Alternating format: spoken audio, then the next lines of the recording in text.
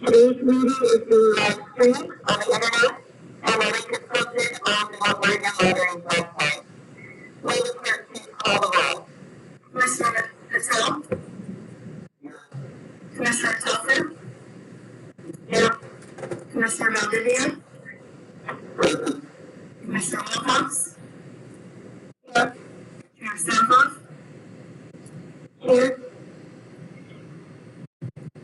Elizabeth, could you explain the condition of who else is attending the meeting? Certainly. We have Barry Peck, Taylor Colson, Chris Higgins, Cynthia Burns with DOJ, Michelle Illuminati, Janelle Simmons, Josh Langer from OEA, Kathy Ortega, Kathy Stopper, Chris Starling, Lindsay Peterson, Mike Miles, Shad Barnes, and Spencer Haley. And there are no unidentified people on the Zoom meeting. Great. Sounds like a full house today. Also, if you did not hear your name, could you please introduce yourself? Sounds like maybe we've got everybody identified, right? Correct. Great. Okay. Members of the public have the opportunity to provide written comments to the commission for this meeting. I'm assuming, Elisa, that you have all those comments, and I'm asking you to read the summary of the public comments that were received for the record.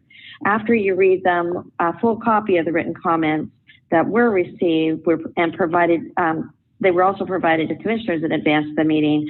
Those will be posted on the commission meeting website. So, Lisa, could you read the comments you have? Certainly.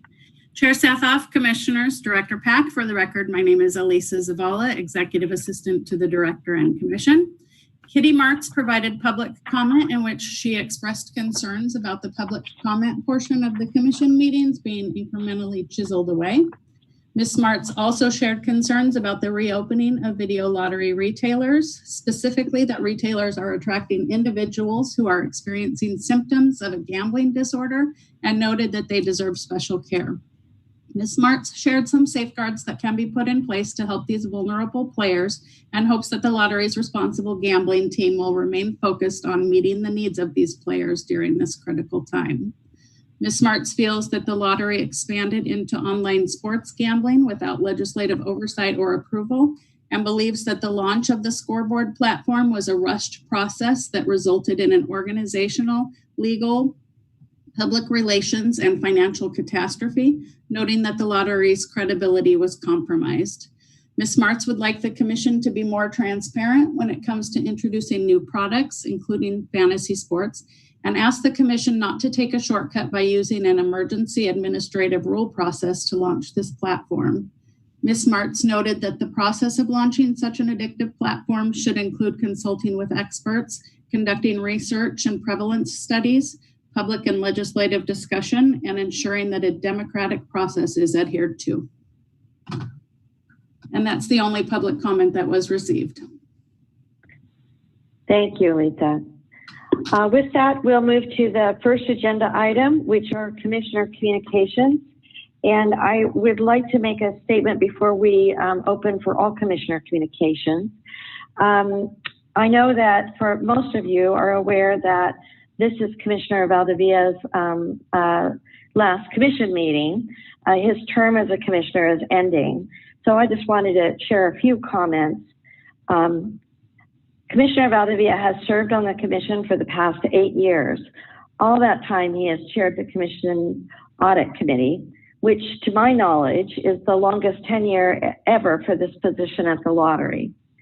Raul has been a great resource and advocate for the internal audit department, and I know he's going to be greatly missed.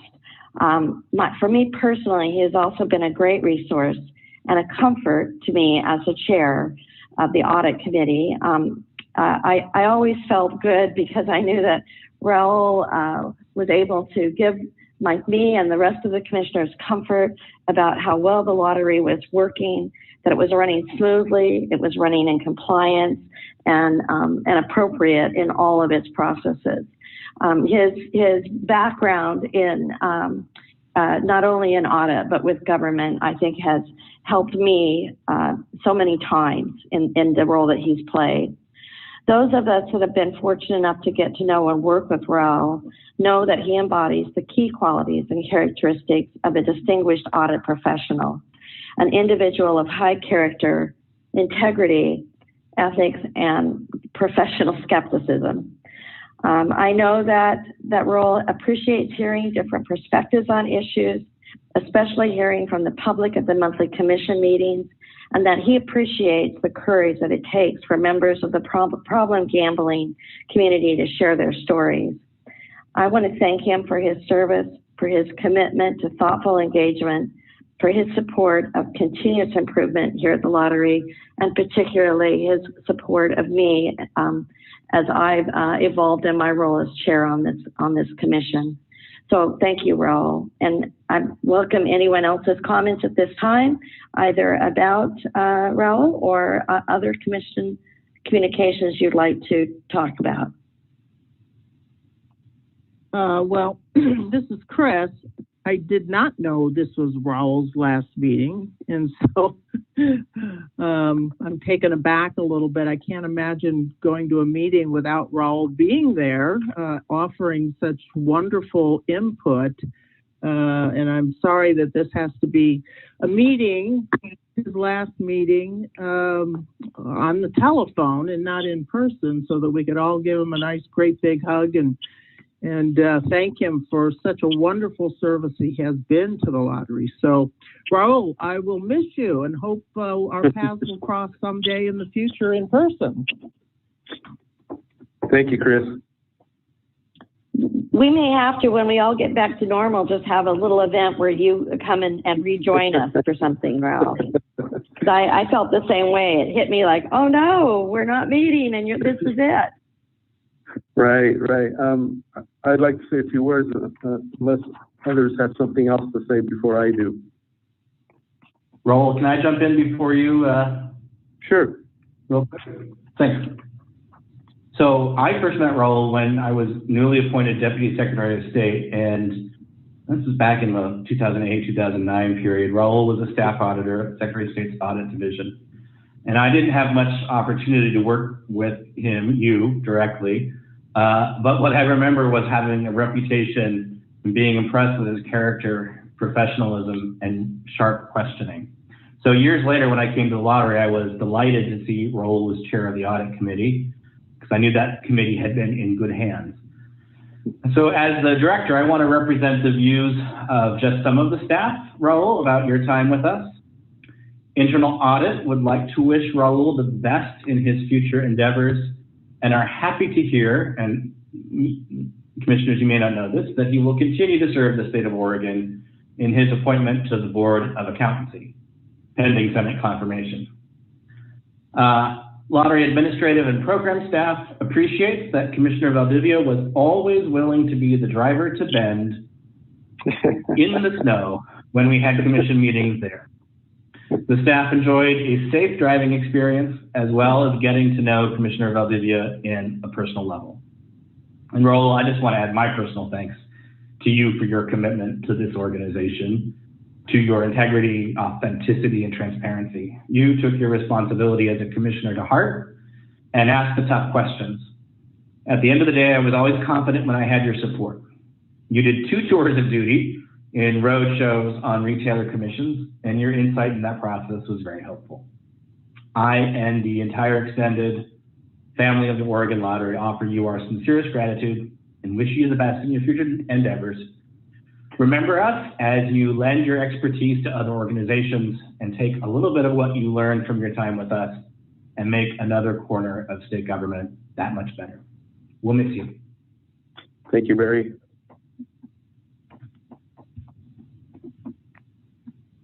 Raul, did you want to say anything? Yeah, sure thing. Yes, thank you for the kind words. I remember when I first came on, I may have told this to a couple of people, but when I first separated from the audit division and went full board in my business, I decided to attend a networking event in Woodburn, and somebody from the governor's office approached me asking if I had liked or was interested on being in any commissions. And I said, sure. So we traded cards. And so I walked away and, went back thinking that, it would be some commission unheard of, something that nobody even knows about. And I said, yeah, I'll be willing to serve. We'll see what comes of it. Well, lo and behold, I was very surprised when I believe it was Mr. Powers called me and said, would you like to be on the lottery commission? And I thought it too, you can put any word you want in there, but high level, too large of a commission for me to be on. But I said yes, and there I was, and I popped in with a whole different group that's there now. that was interesting. But I appreciated every meeting, working with everybody, working with the staff. I loved being on the audit committee. It's just where I excel. And just working with the former commissioners and all the commissioners that are present now. I appreciate all your input, working with you, hearing your different perspectives, hearing especially the industries you come from. And hearing that side of things was very, very helpful, and I appreciated that very much. And to Barry, I've told this to several people, Barry, but I've never told you, and I'm going to tell you in front of everybody. To this point in my working with administrators and whatnot and people in charge of organizations, you were the most pleasant, most organized administrator that I had that worked with. You had everything in your ducks in a row. If you didn't, you let us know. But there was answers to come. And I was always confident in the information that I was going to get one way or another, or answers to my questions. So Barry, I appreciated that very much. And I know Lottery will continue to go strong with you at the helm. So I appreciate that. Thank you very much. Thank you, Raul. And I will tell you that we are going to hang on to you as long as we possibly can. So you've got your work to do today still. There you go. So with that, let's move to the director's report. Sure. Thank you, Madam Chair. I actually want to just tag on a little bit to the thanks that we've given to Commissioner Valdivia, because we have another respected member of our team who is departing today. Cynthia Burns, our longtime General Counsel, is retiring. And actually today is her final day. So I just wanted to take a short minute to not embarrass Cynthia too much, but to thank her for her wise counsel, her professionalism, and support over the years. She's been Lottery's lead counsel since I've been here and before. And as I said to her this morning, I don't always like the advice I get, but I can trust that there was a lot of thought and expertise behind it. So Cynthia, thank you very much for your time with us. And we wish you the best in your partial retirement through the end of the year, and then full retirement when you can finally let go of Treasury. So Barry, could I take a minute? I didn't realize this was Cynthia's, Cynthia, you mentioned to me once that you were getting ready to retire. I did not realize that today was the day we were actually moving forward with that. So I just would like to say just a couple of words. Many of you, maybe you don't know, Cynthia and I worked together for a period of time when I was at Department of Justice. And I just would reiterate that Cynthia's legal work has always been stellar, always thoughtful. And like Barry, while she and I didn't always agree on every legal analysis, I always knew I could trust that she was pursuing the interests of her client. And I always knew that she would work her hardest for us. So Cynthia, I'm sorry to see you're leaving as our counsel, but I really wish you the best as well. Thank you. I have enjoyed working with the lottery. It's been challenging at times, and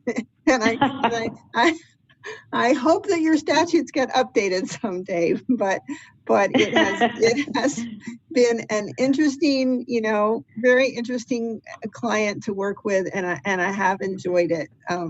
So I'll miss it, but I'm happy to be retiring. Yeah. Well, good luck. Thank you. Sorry, Barry, I didn't mean to interrupt you. No problem. And yes, it sort of caught us off guard too, that time had moved so quickly, and today was Cynthia's last day. So anyway, thank you, Cynthia. We'll see you around. Yep. I'll move now to my report, if that's okay, Marty? Yeah, definitely. Great. So it'll be rather brief today. As you know, lottery continues to struggle financially, even as counties are approved to reopen under phase 1 guidance, and restaurants are resuming table service and video lottery play. Later in today's agenda, you'll get a full update on the status of reopening and have an opportunity to hear from the Office of Economic Analysis regarding their most recent lottery revenue forecast. Kathy Ortega will present the monthly financial statements, which show lottery continuing to operate at a loss. As you know, lottery has taken significant steps to address the financial difficulties, including cutting back expenditures, as well as staffing measures, including furloughs, layoffs, and salary reductions. Our focus right now is on preserving cash to maintain prudent reserves in case a further resurgence of the virus shutters restaurants again this fall or winter, and maintaining funds to invest in diversifying our product portfolio and sales channels to meet our constitutional obligations. Next month, Kathy Ortega and I will present a bare bones budget for fiscal 21 for your approval, while anticipating the need to come to you at least on a quarterly basis to update it in response to revenue and changing circumstances. Lottery offices will remain closed to the public for the foreseeable future, and staff that are teleworking now will continue to do so. Prizes will continue to be claimed by mail, except for high dollar prizes, which can be claimed by appointment. We will monitor this from a customer experience as the larger counties reopen and prize claim volumes grow. I anticipate state agencies will receive revised guidance for ongoing operations in the next week or two. So if any of these plans change as a result, I'll be sure to let you know. Finally, included in your packet of materials is a recommendation to reduce my salary and the salary of the Assistant Director of Security. This is consistent with the other staffing reductions that have been implemented. So that is my report, Madam Chair, and I believe you have a motion. Yep, we do. I just wanted to remind the commissioners that a memo was sent to you from me regarding the compensation reduction that Barry just indicated. And I want to, just in the context of compensation alone, I want to applaud the lottery at their efforts to address their COVID issues, both with executives and the rest of the employees. So information regarding the director and assistant director salary reduction were circulated prior to today's meeting. Do I hear a motion to approve? I recommend approval for the lottery to implement the recommended salary reduction for the director and assistant director of security per the attached memo. Do I have a second? Second. Second. Will the clerk call the roll? Commissioner Patel, Aye. Commissioner Telfer, Aye. Commissioner Valdivia, Aye. Commissioner Wilcox, Aye. Chair Safoff. Aye. For the record, the motion has passed. Barry, I think that's it for your report. And if so, let's move to the minutes of the previous commission meeting. The minutes of the previous commission meeting have been circulated to the commission in advance of today's meeting. If there are no changes to the minutes, is there a motion to approve? I move that the minutes of the Oregon State Lottery Commission meeting held on April 24th, 2020 be approved as final as presented today. Do I hear a second? Second. Will the clerk call the roll? Commissioner Patel, Aye. Commissioner Telfer, Aye. Commissioner Valdivia, Aye. Commissioner Wilcox, Aye. Chair Safoff. Aye. For the record, the motion has passed. With that, Kathy, I heard that you're on. Should we move to the financial report? Yes, just to test. Can everyone hear me? Yep.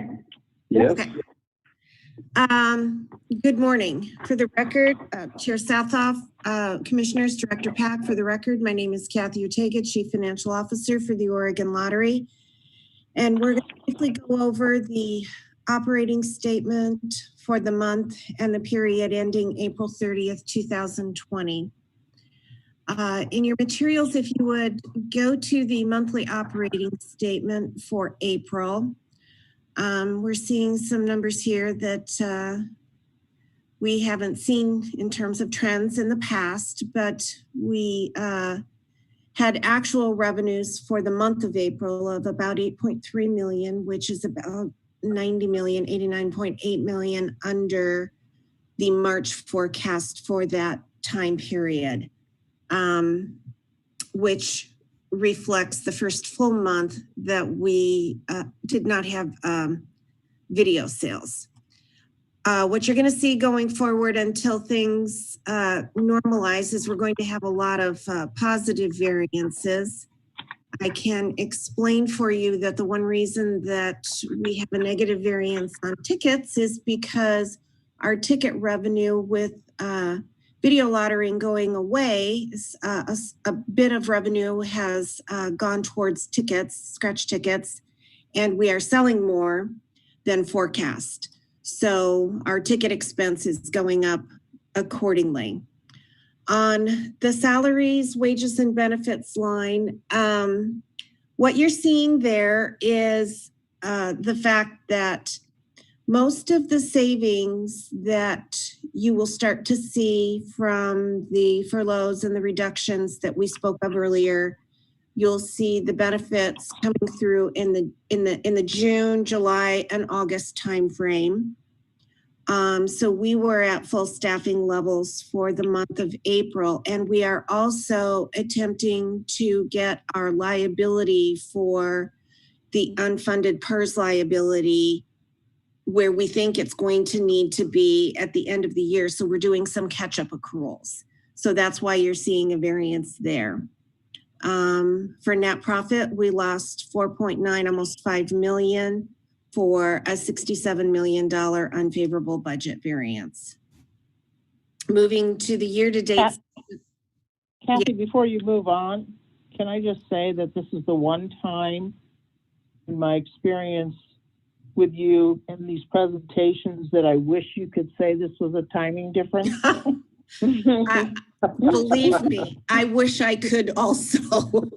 that would be. I'll put the quarter in myself. Yeah, that would be pleasant.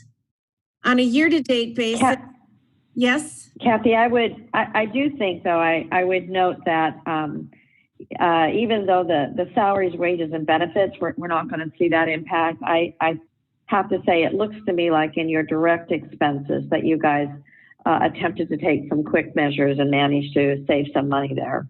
So absolutely. Appreciate that.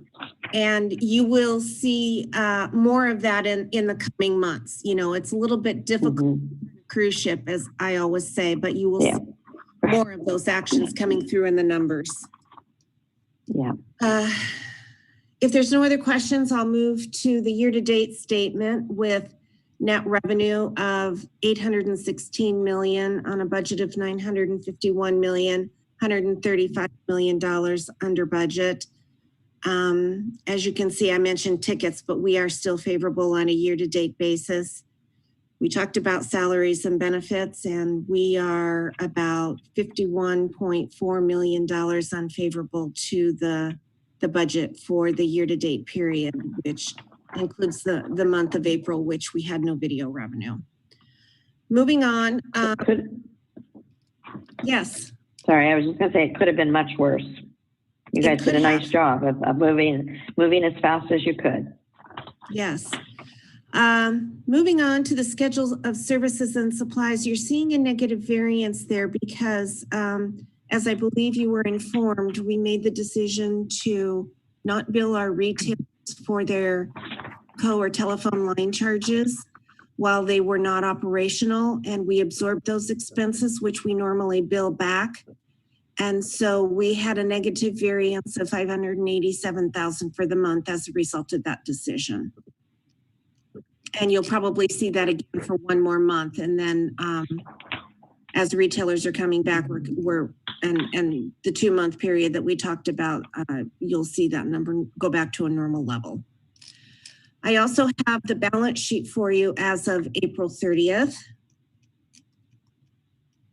And I'd be happy to answer any other questions that you may have on the month of April and the year-to-date. Are there any questions or further comments from the commission?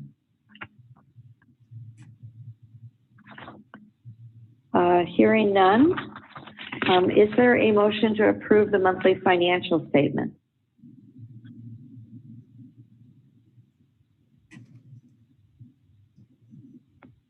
I move that the Oregon State Lottery financial statements for the month ended April 30th, 2020 be approved for the record as presented today.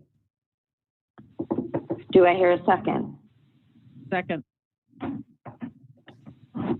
Will the clerk call the roll? Commissioner Patel? Aye. Commissioner Telfer? Aye. Commissioner Valdivia? Aye. Commissioner Wilcox? Aye. Chair Safoff? Aye. For the record, the motion has passed. Thanks, Kathy. Yes, thank you. Okay, I think the next item is our lottery revenue forecast, and I believe that Josh Leonard is on the phone, is on the call. Is that correct? Yes, I am here, and I wish it was under better circumstances. But we are here for a regular every 6-month update on what we're thinking in terms of our office for the economic and revenue forecast, including for lottery. I'm going to share my screen, or at least presentation. I think everyone can, hopefully everyone can see the slides right now. I have a hard copy in front of me, so. Okay. Yeah, it's up, Josh. Okay, and it's showing the weird, okay, here, I'll just get out of that. We'll just go like this. Yeah, and so last Wednesday, our office released the latest economic and revenue forecast for the state. And it's pretty dire, it's pretty bad. You know, it's particularly relative to recent quarters when the economy was humming along. And then of course, you know, everything was great through February. But then of course, as the pandemic spread around the world, we enacted strict social distancing measures. And even if we didn't, people were scared. We sheltered in place for an extended period of time. We're only now starting to come out of that. And while this is clearly a public health crisis, and all the policies that were enacted were the right ones to address the health crisis, slow the spread of the contagious disease, not overwhelm the healthcare system, there are economic fallout associated with that. And that primarily being, we're in a very severe recession today.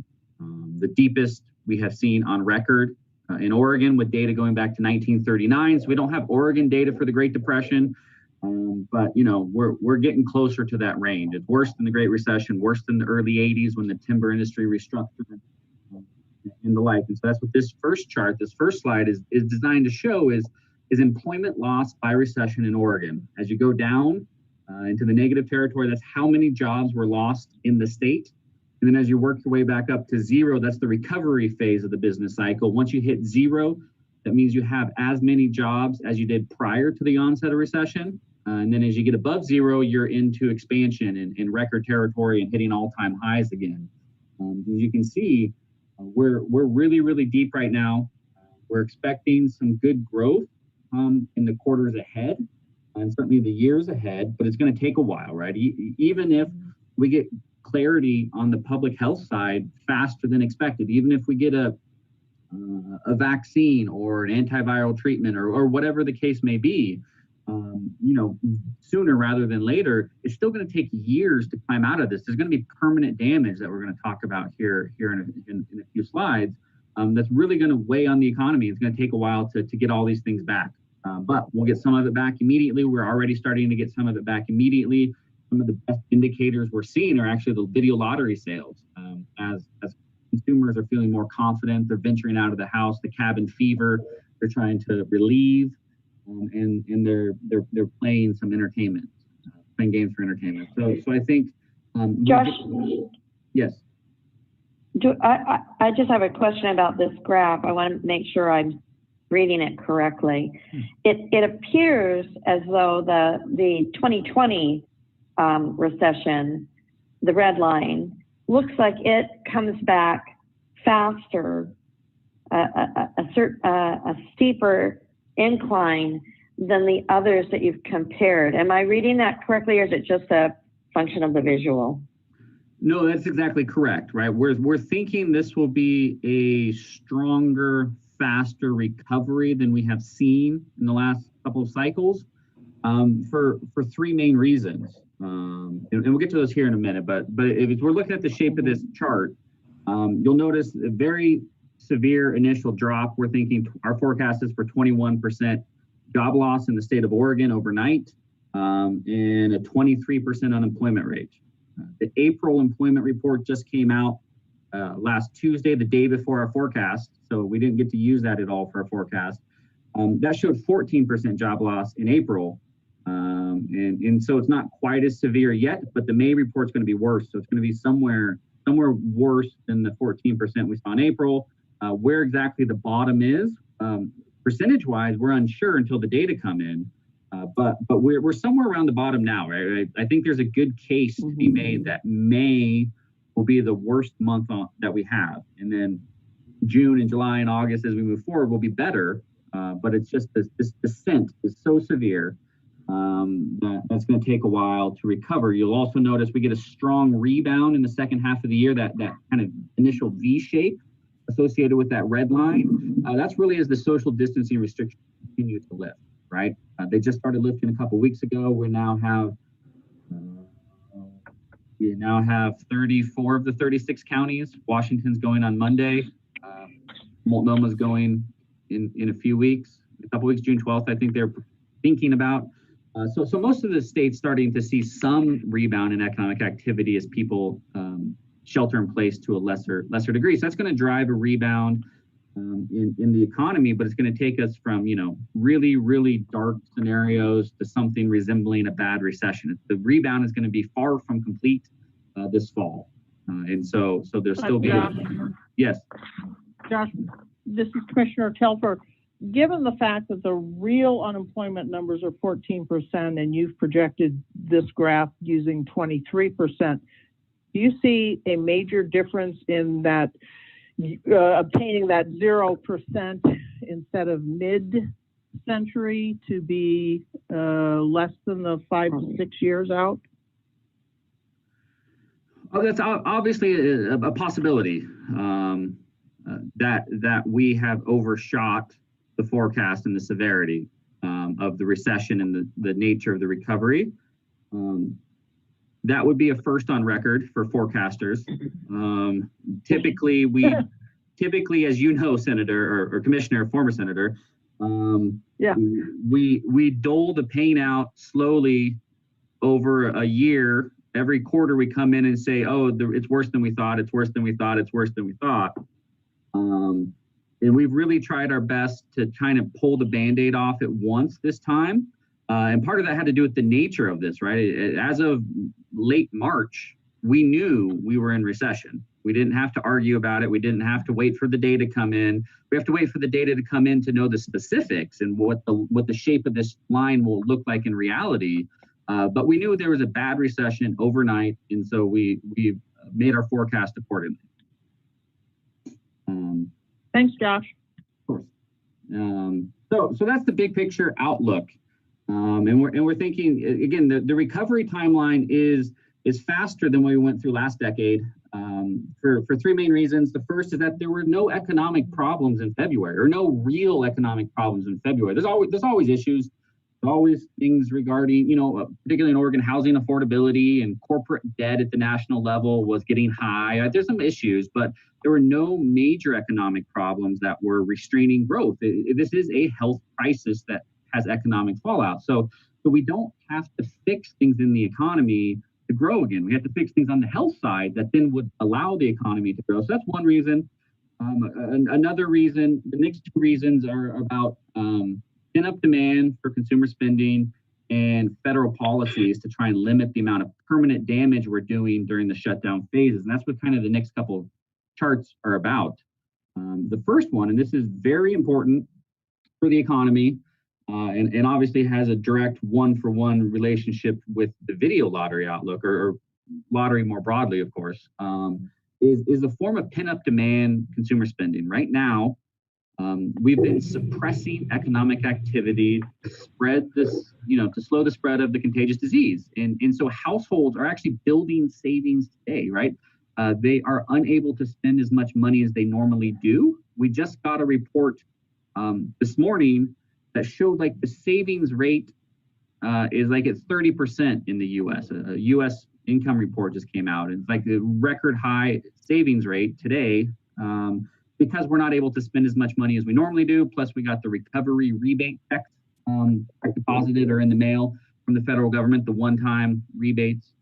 So the income is okay, but the spending is down. So we're building savings. And as these social distancing restrictions lift, we'll have pent-up demand for consumer spending in the months ahead. And there'll be a big, strong rebound in spending, but that rebound, again, will be incomplete. We don't think we're going to snap all the way back to where we were. In longer run, we're expecting some persistent damage because we're going to have a smaller economy. We think we'll have a smaller economy. Less migration means less Oregonians relative to previous expectations. We'll still grow faster than the typical state, but we're going to grow a little bit slower than we thought, 3 months ago. Due to the virus, and people won't be moving as much. There'll be fewer jobs, less income smaller population. That's kind of that persistent damage in the overall smaller economy. So we'll get a good rebound in growth. We've already started to see it in some of the lottery numbers, but we'll see it more broadly across the economy in the months ahead. And that's going to turn us from recession into recovery. Sometimes I get a question that, what if this doesn't happen? What if households are too scared to start spending again, and we don't get this pin-up demand? I think that's very unlikely that won't happen. But if it doesn't happen, we have a word for that. It's called a depression. So if we maintain, our spending at 20-30% lower than we used to do, and we keep it there, we're in for a very, very long haul on the recovery phase. But again, so can I ask a question about this anatomy of a recovery and permanent damage and so on? And Barry, this might be for you as well. But so I'm certainly reading a lot about that question as to whether people are, I think you said afraid to spend, afraid to kind of go back to normal too quickly. Are there some leading things we could be looking at to judge whether we think that's happening? And Barry, maybe that's more a lottery question, because I'm trying to figure out, we have this quick comeback is something I think we're all hoping for, but I'm trying to figure out how we will discover that we're not getting that quick comeback and people are worried about their discretionary spend as the risk you've identified on slide 3, and how fast we can respond to that. And maybe that's too lengthy of a question for right now, but. No, absolutely. And so the biggest challenge we face is that our standard economic data lags. As I said, we just got the April employment report one day before our forecast was released. And so we were flying blind. We had very limited real-time data. It wasn't traditional data. It wasn't data we traditionally use to build models. And so that's always a challenge. I think, there's a number of what's called high-frequency indicators that either come out daily or weekly that we'll use to help gauge some of that response. And then there's some things, that you've probably seen. The open table data for restaurants, how many people are reserving tables via the open table app or on the website. That's one indicator, and you can get that by the city level. There's other things like number of passengers through airports. How many people were screened at the checkpoints as you're getting on a plane. Those are things that'll measure economic activity, but more importantly, consumer confidence, right? You have to be confident, you have to be awfully confident or desperate to get on a plane right now. So I don't know which, but there's some stuff we're monitoring, but the bedrock is still things like our monthly employment reports, our monthly financial statements from the Department of Revenue, and things along those lines. Of course, the weekly sales report from lottery is a great indicator of how much people are getting out and spending and the like. Well, that's one of the big questions I had, is whether or not that is something in the past that the state's used, and so you're watching that as well as we are watching that. Absolutely. It's a big one. And we have a whole leading indicator model. The University of Oregon, they have one too. It's a monthly model. It's not a daily or weekly model. It's a monthly model. And we only have all of those indicators through March. And as you know, things in March were really bad. So it's looking good. They haven't turned around yet. But as they turn around, we're hoping they'll give us some indication of timing of recovery and the strength of recovery like they normally do. But again, this cycle is different. So we'll see exactly how it plays out. And Marty, I would just add that one of the things that I'll be looking for, and you'll see it in the staff updates, is what percentage of VLTs are enabled for play and how much revenue are they generating compared to what we would expect at 100%. So if 55% of our VLTs are enabled, but we're earning 60 to 65% of pre-COVID revenues, then that's an indication of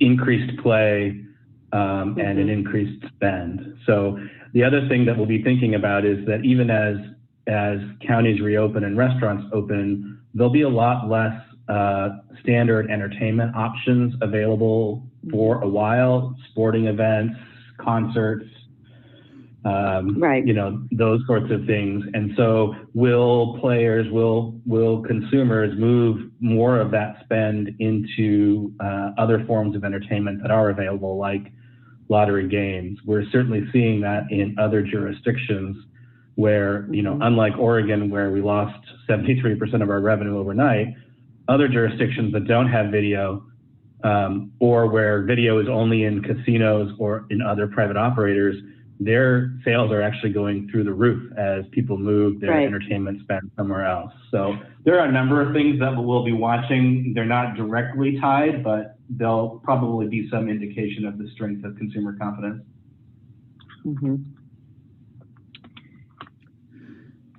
Well, I'm glad you raised that, Barry. I saw the staff report on that, and I have some questions when we get there, but not for right now.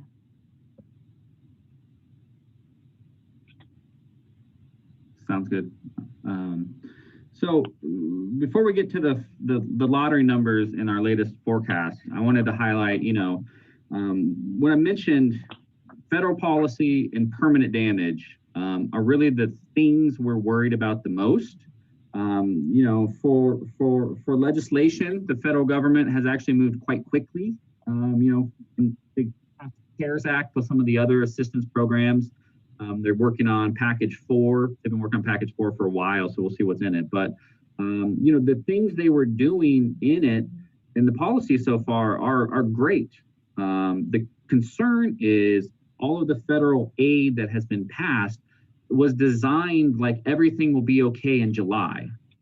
We don't think everything's going to be okay in July from a health perspective, and then therefore not from an economic perspective. So we're going to need more assistance, but things to keep firms afloat and households from falling behind on their mortgage payments or their rent payments and things like that are actually, you know, they did a good job. They pumped in a lot of money to households and to firms. But again, it's a temporary Band-Aid that's going to be insufficient to the need because we're going to need aid for a longer time unless the health situation clears up remarkably quick.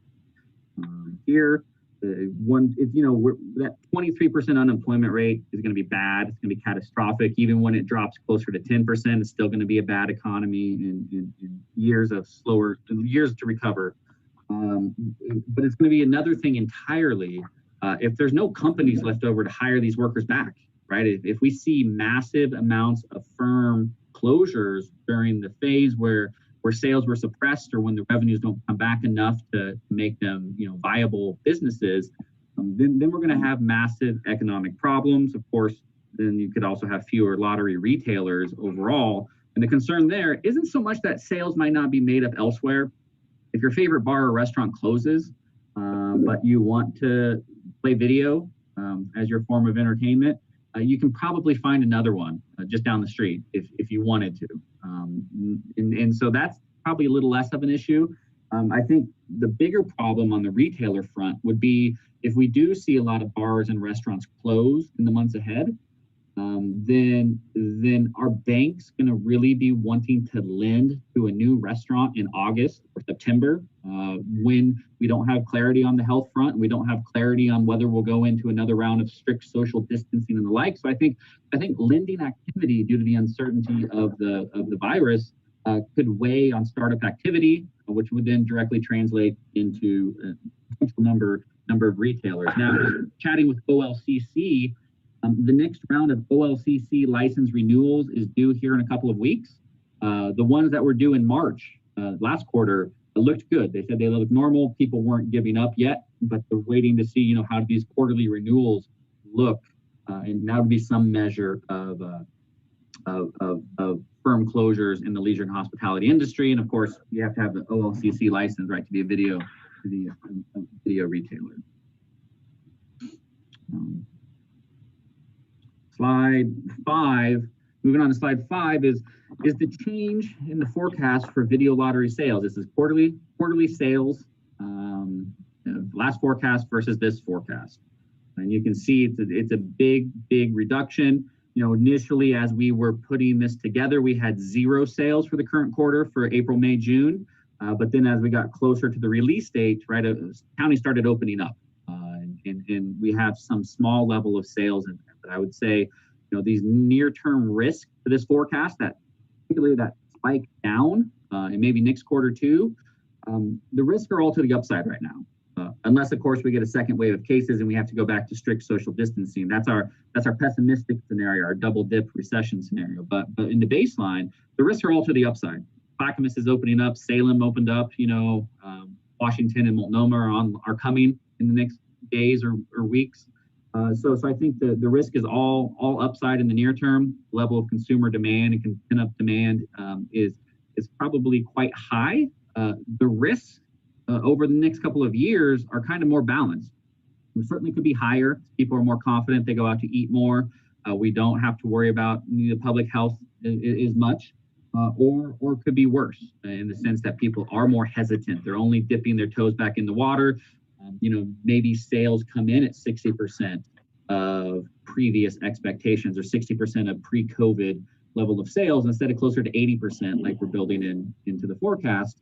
And then longer run, you see the forecast has been reduced for the full 10-year horizon. That has to do with the smaller economy, right? We'll see less people moving into Oregon, fewer jobs that'll take years to come back, and less overall income. And that means the Oregon's economy, even 5-10 years down the road, is smaller than we previously expected prior to the recession, prior to the virus. And so that's kind of what that long run reduction is about. And then, of course, long run risk for lottery in particular are a little more tilted to the downside. And we talked about this, I don't know if it was 6 months ago or 12 months ago, but we've talked about some of these long run risks associated with increased competition within the gaming industry, graphics where younger generations, as they age into their peak earning and spending years, are they going to choose lottery as their form of entertainment spending, or are they going to choose something else? Or more broadly, the competition from sports or from museums or hiking or skydiving or whatever it is people choose to spend their entertainment money on, movies and stuff. Those are all risks to the outlook that are highly uncertain, certainly as we look 5 or 10 years down the road. So if we put all this together, we're on slide 6. These are the high level forecast changes we had made in the last 3 months. You can see they're big reductions.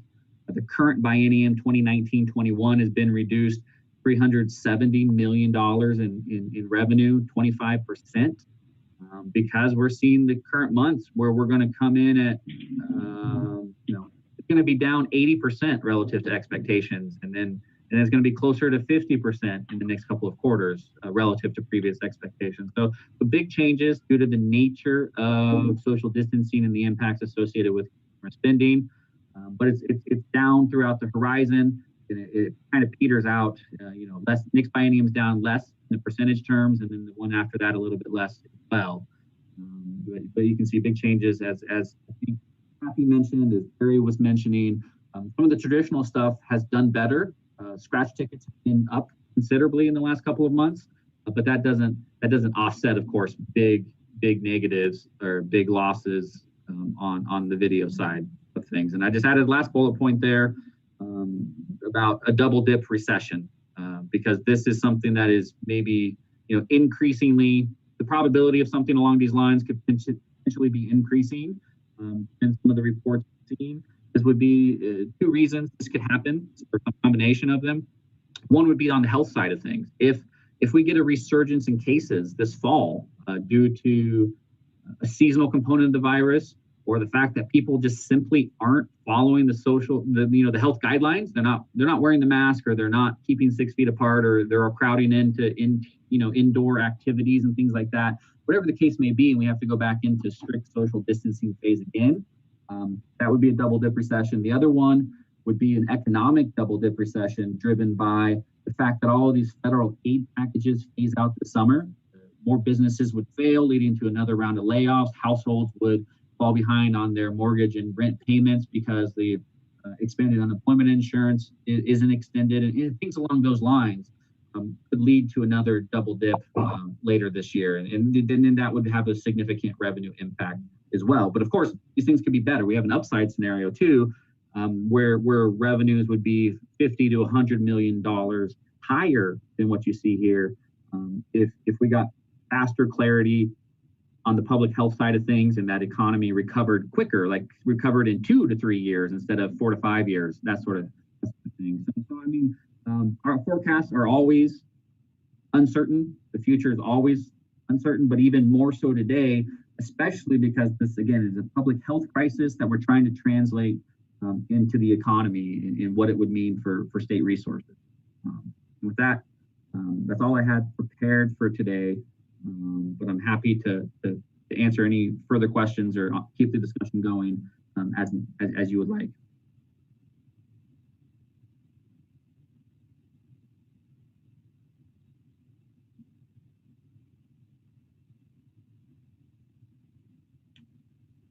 Did I just lose? I think I may have just lost some connection. Can anybody still hear me? You're here. You're here, Marty. Thanks. Sorry. I apologize, everybody. For some reason, we're having a whole lot of problems at my house today on all of my system connections. So I apologize. Okay. Any questions on this at this point for Josh on the revenue forecast presentation? Well, I found it very, very helpful. So thank you so much. And I think with that, we will move to temporary rulemaking with Chris. Hello, thank you. Chair Sathoff, Commissioners, Director Pack. Hope you can hear me okay.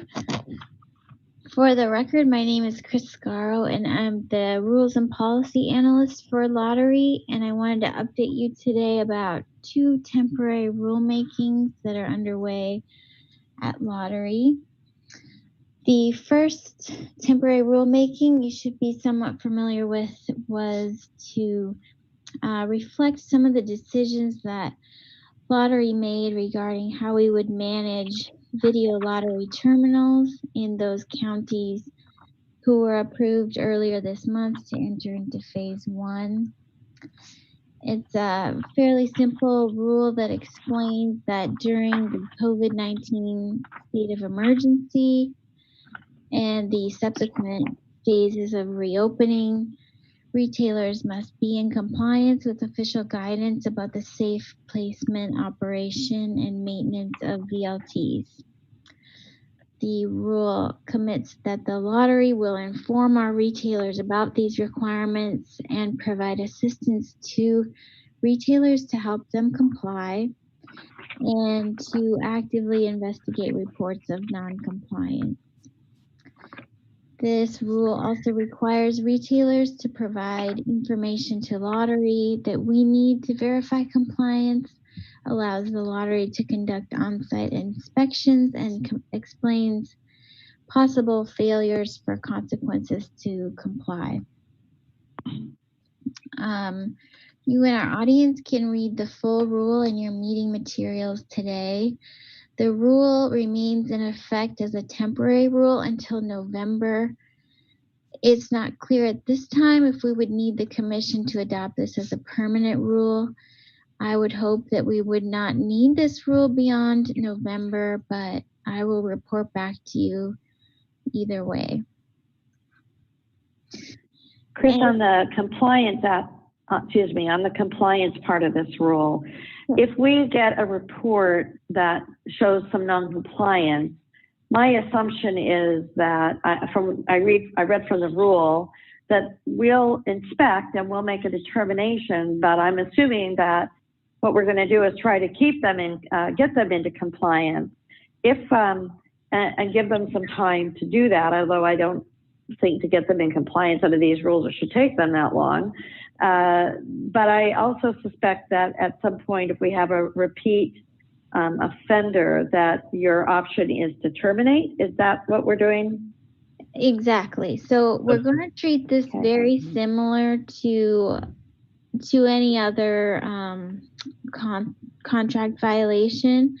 So depending on the severity of the report, we would investigate and see if we can get them into compliance. And then, yeah, if we cannot get them in compliance, if there's an unwillingness to comply or an inability to comply, we would handle that similar to any other contract violation. And one of those possibilities would be turning off the VLTs, or termination of the contract is an option. Okay, thanks. Does that help? Okay. And Marty, I would just add that we're taking an education first approach, so trying not to be punitive right out of the gate, but helping them understand what the guidelines are. There's also a multi-agency coordinating group that has been formed with Lottery, OLCC, Oregon OSHA, and OHA to coordinate enforcement protocols across all of the guidance for the restaurant sector. So we're all working together and trying to be consistent in our approach. Yeah, that's good to know, because I'm fully supportive that we try to help people through this as opposed to getting rid of their revenue streams. Right, definitely. That is not the first step, but just to be clear with retailers that is a possible way we might approach it, but hopefully that would be unlikely, or at least rare. And then the second temporary rulemaking project, it would allow our scoreboard players to place bets on virtual sporting events, which are something we've discussed before. They're digital simulations of live sporting events. So as we all know, the sports have been canceled around the world since March. And so this would be an opportunity to keep our players engaged and entertained on the scoreboard platform. However, it does require some modest amendments to our scoreboard rules to define what a virtual sporting event is, explain how winners are determined, and explain how the lottery ensures game integrity in a virtual sporting event. And we've included the draft temporary rules in today's meeting materials. These rules are not effective yet, so we may send them out for comment from our interested parties, give them a chance to review before adopting as temporary rules. After that, if this is a popular option for our players, we may ask the commission later this year to consider permanent adoption of the rules after the full public process. So that is all I have on the rulemakings. I'm happy to answer questions about either of those. Any questions or comments from the commission? Hearing none, thanks a lot, Chris. Is there anything more you wanted to share with us? Thanks. Nope, that's all I've got for rules today. Great. So I think we will move to staff. Sorry, did I hear someone who had a question? I think we'll move to staff updates with the video lottery reopening update. And the agenda says Lindsay and or Shad. Is that who we'll be hearing from? Chair Sadoff, this is Kathy Stromberg, and for the record, I am the Corporate Affairs Officer here at the Lottery.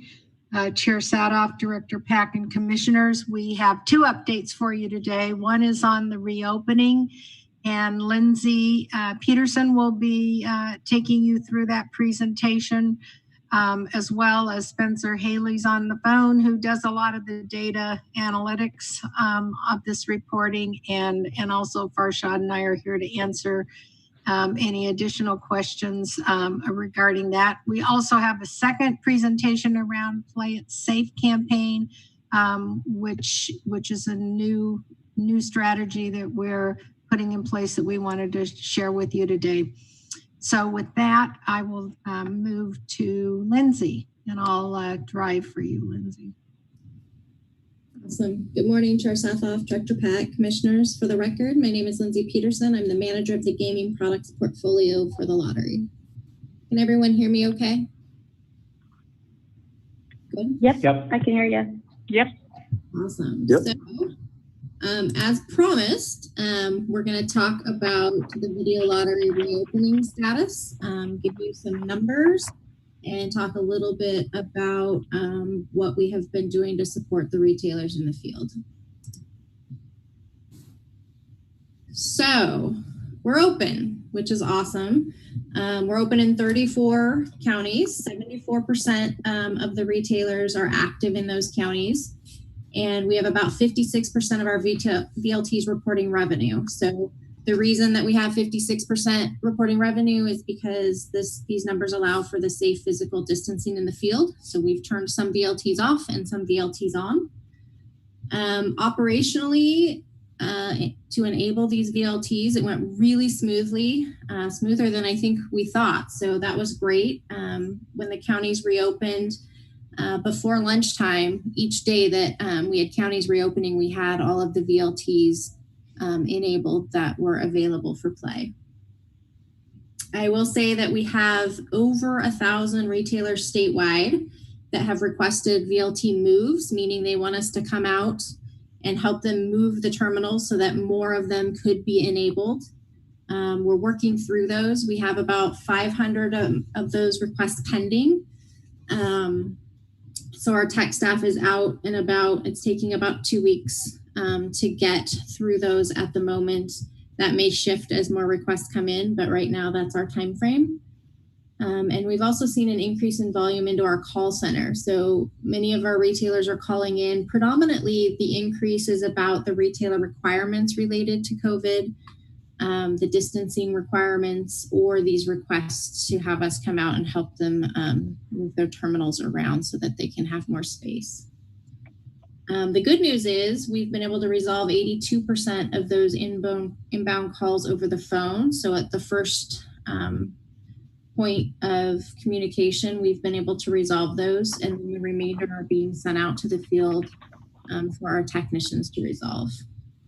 So good stuff happening, working hard out in the field, helping our retailers get back on board. So from a revenue perspective, I actually have some updated numbers that I'm going to share. We hit $15 million in video lottery revenue since reopening. So an update from this slide. Our best day yet was yesterday. We had a $1.5 million day. And we are now up to 79% of our retailers in those counties reporting sales. So they're slowly reopening. We're seeing that number go up. As we mentioned before, or Josh mentioned actually, our largest sales volume counties, Multnomah and Washington, are still pending. We are ready and poised to have Washington open on Monday. And then as soon as Multnomah is ready, we will enable as many VLTs in that county as well. At this point, we have, the only ways for us to increase revenue are to get more retailers open, get more foot traffic, get some VLTs moved so that we can enable more per retailer, and then getting those last couple of counties up and running.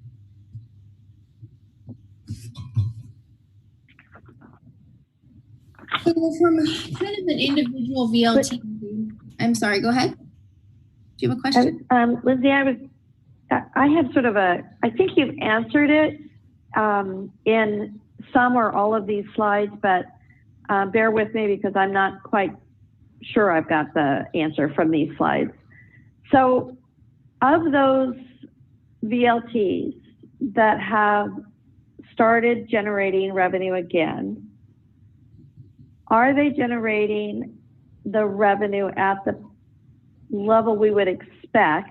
I assume not.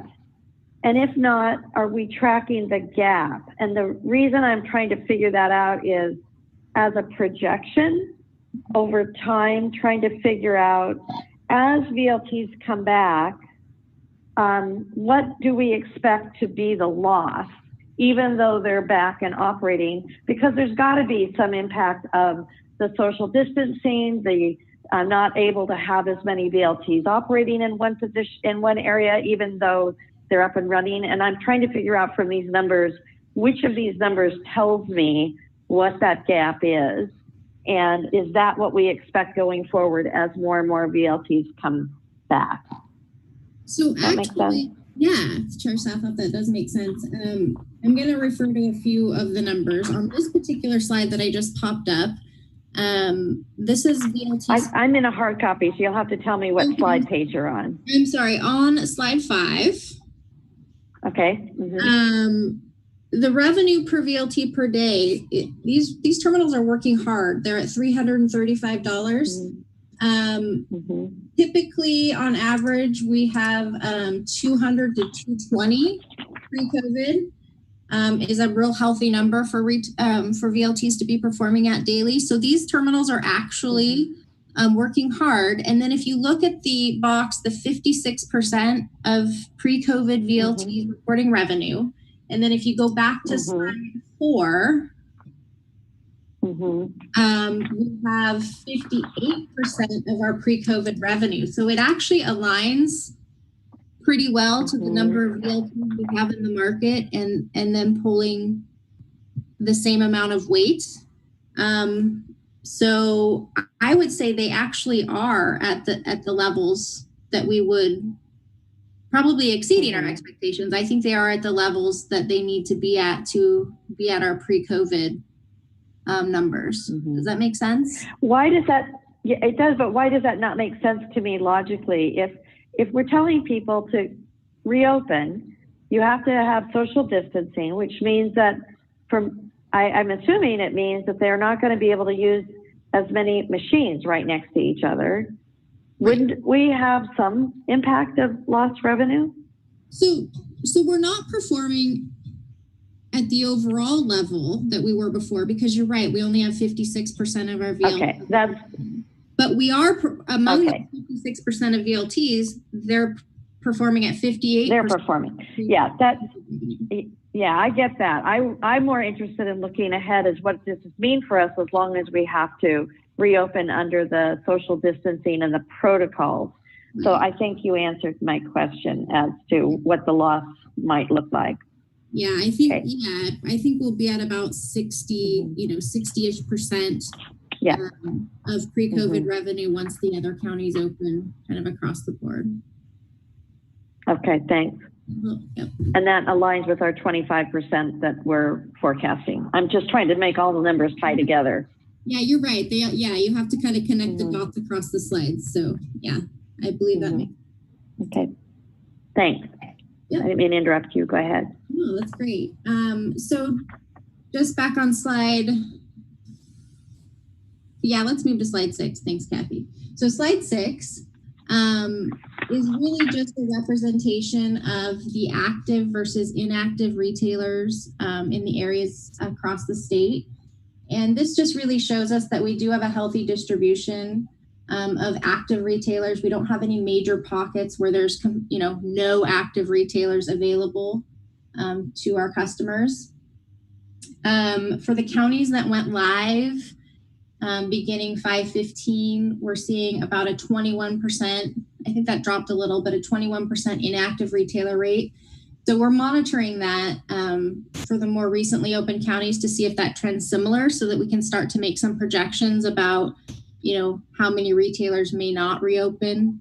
And I know Josh talked a lot about that in his forecast. So that's still early, but that's the trend we're seeing right now. And then this slide is all about what Josh was talking about. This is the OEA forecast. This is a little dated. We've updated it a couple of more days, but basically through the end of this quarter, they forecast 7.1 million. That was the revised forecast once things started opening. And we're a little bit ahead of that. We're at 10.9 million and actually 15 million now today. So, we're tracking ahead of the forecast over time as the counties reopen. Right now, the run rate, if no other counties reopened, we would be below forecast, but our 2 top counties are scheduled to reopen soon. So we should be meeting or exceeding this forecast, and I'm sure it will be updated and revised multiple times going forward as we start to move through what's going to happen with phase 1, phase 2, and beyond.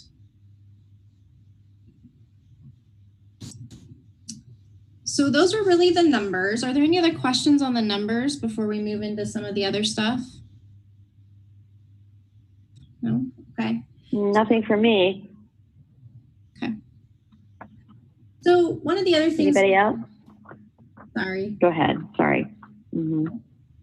One of the other things we did was put together a communications team, because obviously there are a ton of stakeholders involved and a lot of information to share. So we put together a team to try to make sure we were touching base with everyone. And this also provided us an opportunity to start focusing on digital communications, because when things started happening, they started happening really fast. So we didn't have time to, necessarily go out and touch every retailer. So we were able to start focusing on our digital communications, which saves us time and money. And we wanted to share a few of those examples with you today. So once we learned things were reopening, we sent out a couple of emails, one on the 15th and then this one on the 21st. And it gave the retailer some direct links to a landing page and to printable signage that they could kind of self-serve and help themselves to resources online. The landing page, which is the next slide, slide 10, looks like this. So there's a nice area where retailers can go to the reopening resources. And we had information on what the requirements were. We had various signage, things that they could use. We're now open. Please practice physical distancing, things like that, that would allow them to print out their own resources, kind of a self-service, help themselves to the information that they needed. So this for us was a really great opportunity to start moving towards a digital communication with the retailers. We also provided them on slide 11 a best practices sheet, which was kind of the crux of letting them know what they needed to do and then giving them some ideas of what's required, what we suggest, cleaning protocols, things like that. So that was really how we gave them the bulk of the information.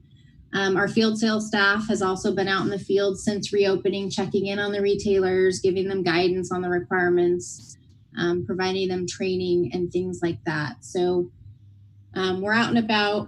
I think we hit about 60% of our retailers that opened early, and we're now focused on the newer counties. You may have said this, but are you getting any significant pushback from people not wanting to do this? Or are they just really open to, they want to get working, and so they're willing to take all of these extra precautions? So I don't have anything besides some anecdotal information on that. It sounds like some retailers are policing other retailers and kind of comparing themselves. And it is certainly an uptick in responsibility. We're requesting that they put the terminals out of service after every player so that they can clean. Right. Players can't jump on. So we've heard a bit about that, but we're reminding them that this is a requirement, that they check people in and check people out just like it was a table. So yeah, we've heard some complaints. I don't know to what degree, if it's minimal or heavy at this point, but some people are certainly commenting on the extra work, and of course they're probably short-staffed as they bring themselves back online as well. And are they asking for any concessions regarding their contracts with us? Because doing this obviously cuts their revenues and increase some of their costs. Is there anything going on that they are asking for some type of forbearance or delay or any kind of cost impact issues? Farshad, you might be best. Yeah, I can. To this one. Hi, Lindsay, I can go ahead and take this. Okay.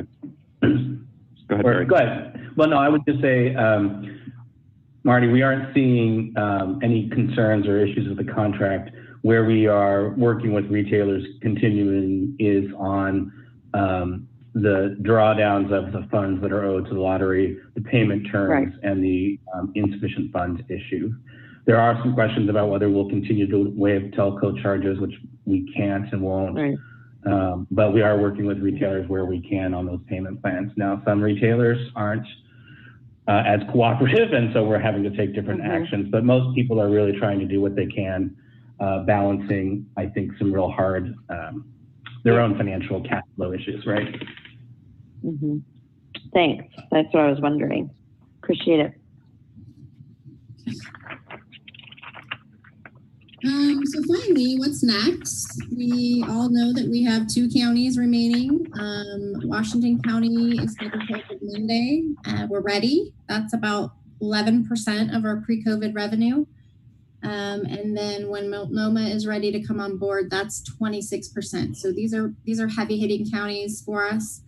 And we went through and did a spreadsheet on all the terminals that could be enabled without any moves to allow for physical distancing. And right now in these counties, we're at about 60%. So again, if you translate that to revenue, probably about 60% of our pre-COVID revenue across the board.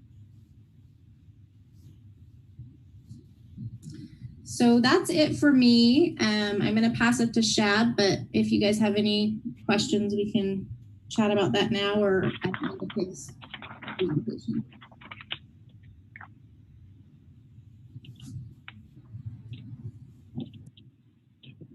Okay. Hi, Chair Southoff, Commissioners, Director Pack. For the record, my name is Shad Barnes. I'm the Senior Manager, Digital Marketing here at the Lottery. And I just want to take a minute to kind of share a new campaign we have, trying to, as quickly as we can, catch up to the events of the world, and also provide some really good, tips and kind of responsible practices and responsible gambling practices, all in this kind of new world. And we've built a campaign that's flexible enough to where we feel it really makes sense for us to run throughout the summer. So with that, I will kind of kick in. We call it Play It Safe. This campaign is actually currently live out in the world. We can move to the next slide. We had some higher-arching campaign goals. Really, obviously, we want lottery players to know games are still available for purchase, but we want them to do so safely. So we have a certain tone and set of assets to communicate phased reopening, for instance, and just ways and best practices to minimize exposure to anything in terms of, COVID or other issues stemming from that. And then also we've incorporated some significant RG considerations, responsible gaming considerations within this. Now, I do not like to read slides, but I feel like this section here really sums it up. So I'm going to take a minute and read this slide to everyone, and then I promise I won't do this maybe ever again. So no matter what new roles. What slide number are you on? Oh, I'm sorry. Moving kind of fast. So we are on slide 16. We are on slide 16. Great. I apologize. I got it. No, thanks. I got it. Thanks. No matter what new roles you've taken on, you can still be a lottery player. But should you? Maybe. We know that for some of us, it's the small things we've always enjoyed that help us feel normal during less than normal times. It might be a nice latte at the grocery store. Maybe it's a magazine you pick up while filling your gas tank. And for some, it's the small ritual of buying a lottery ticket for a bit of fun and a chance to win. Only you can decide for yourself if now is a good time to play Oregon Lottery games. If it's not, we understand. Keep on gardening or binge watching shows or teleworking. We'll welcome you back when the time is right. But if you want to be a player too, you can. Just play it safe. And so Christy on my team here at the Lottery wrote this copy. I'm very proud of the work she did because it took a very difficult thing to communicate and summed it up very well. And the whole campaign is really based on kind of what I just read you. So if we can move to the next slide. We've put together a landing page and really largely a social media campaign to expose that we have an online play opportunity with Oregon Lottery Scoreboard. You have the ability to purchase your tickets when you're out for, groceries or the essentials that you need, but really to check to see if you won from home with our mobile app. Really, kind of giving, game by game tips to players on how to best play it safe.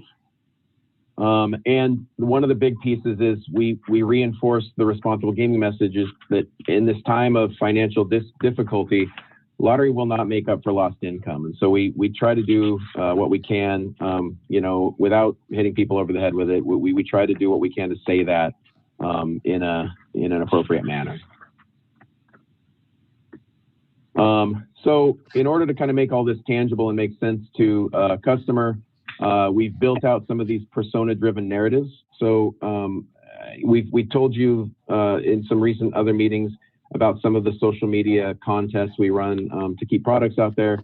We've received a ton of feedback, and so we've paraphrased some quotes from social media comments and put them into the personas that we're all living through right now, be it the things you're doing as you're sheltered in place at home. And again, just things to humanize the messaging that we've put out there. Again, just to reinforce all these ups and downs and the things that we're doing in these unprecedented times. Move to the next.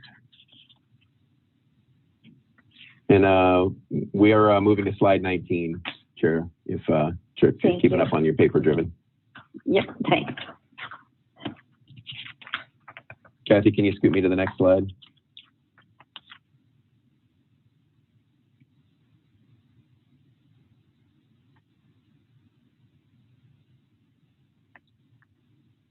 I'm not sure if my screen is frozen. Is everybody seeing slide 19? No, we're still on 18, Chad. Okay. We might have lost Kathy. Okay. Well, I will tell you what. I will just sum it up. I have the slides in front of me, so I apologize. We had a few more to cover, but it is a social media campaign. Okay. All right, thank you, Taylor. 19 now. So we have some engaging assets out there. Again, Chair, we're on slide 19. You can see some of the examples of how we're implementing Play It Safe and the messaging within social media platforms. These are some Facebook and Instagram ads that you can see, with messaging like, it's a whole new world at home, but dreaming never goes out of style. Just a couple of dollars with a chance to win. We can go ahead and move to slide 20. We also have some very engaging video assets. A little difficult to play the video based on the screens we're in, but these are very slight kind of movements and graphics. Again, very modern feel and very kind of high level contextual feel. You can still enjoy life's small pleasures, including Oregon Lottery games. Get them while you're out, but play from home. And again, really just trying to kind of be of the minute in today's kind of climate. We can move to slide 20.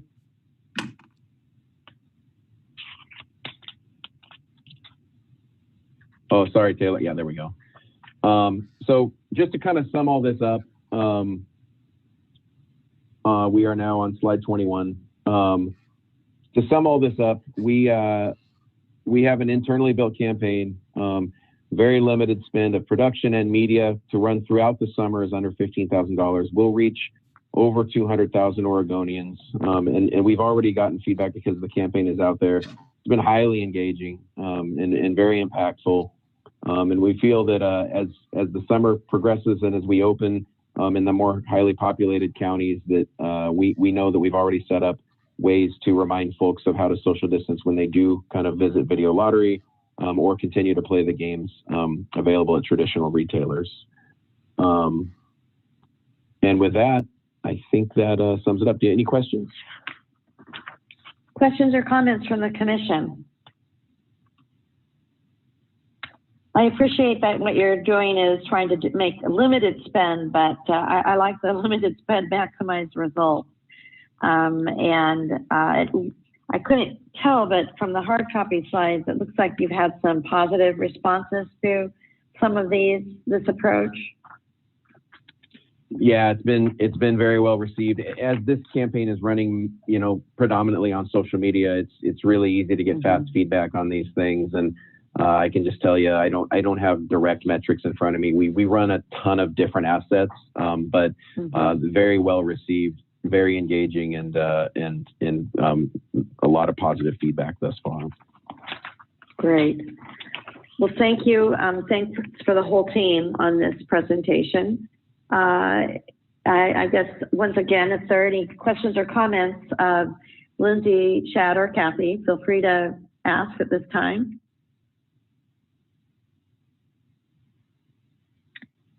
Hearing none, I'm going to ask if there's any other business that the commissioners would like to raise or any of the staff that we should be discussing at this time.